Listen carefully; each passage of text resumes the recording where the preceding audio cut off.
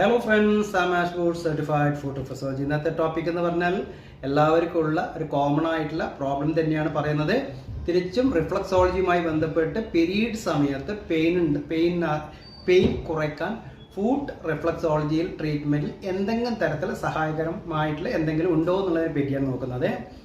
അപ്പോൾ നമുക്ക് നോക്കാം. പീരീഡ് സമയത്ത് പെൺകുട്ടികൾക്കും സ്ത്രീകൾക്കും ഉണ്ടാകുന്ന പെയിൻ, ക്രാംപ്സ് എന്നുവെച്ചാൽ lower abdomen pulling, back pain, mood change എന്നിവ നമുക്ക് ഹോർമോൺ മാറ്റവും അതേപോലെ തന്നെ മസിൽ കോൺട്രാക്ഷൻസും കാരണം വരുന്നതാണ്.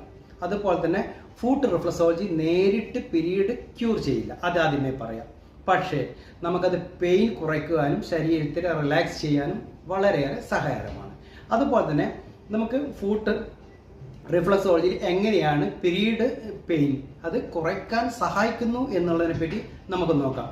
കാലിൻ്റെ അടിഭാഗത്തുള്ള യൂട്രസ് റിലാക്സ് പോയിന്റിൽ നമ്മൾ ട്രീറ്റ് ചെയ്യുമ്പോൾ എന്നുവെച്ചാൽ പ്രഷർ ചെയ്ത് അക്യുപ്രഷർ ചെയ്യുന്ന സമയത്ത് ഗർഭാശയത്തെ ചുറ്റിയുള്ള മസിൽസിലുള്ള ടെൻഷൻ കുറയാൻ ഇത് വളരെയേറെ സഹായകരമാണ്.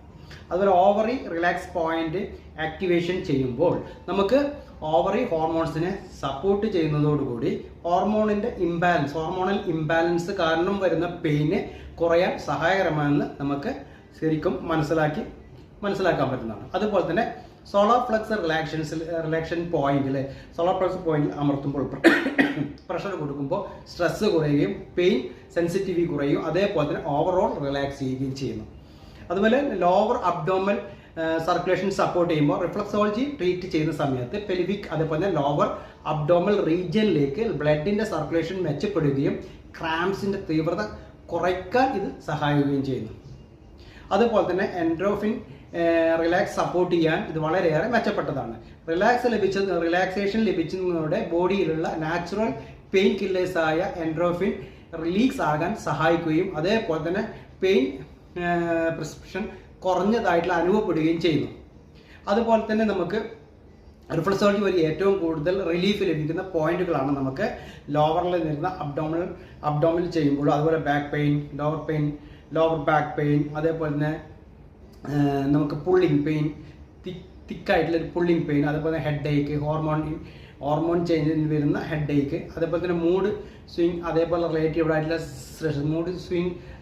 സ്ട്രെസ്, അതേപോലെ തന്നെ നമുക്ക് വരുന്ന ഇതുപോലുള്ള കുറച്ച് കാര്യങ്ങളൊക്കെ നമുക്ക് ഇതുമായി ബന്ധപ്പെട്ട് വരുന്നുണ്ട്.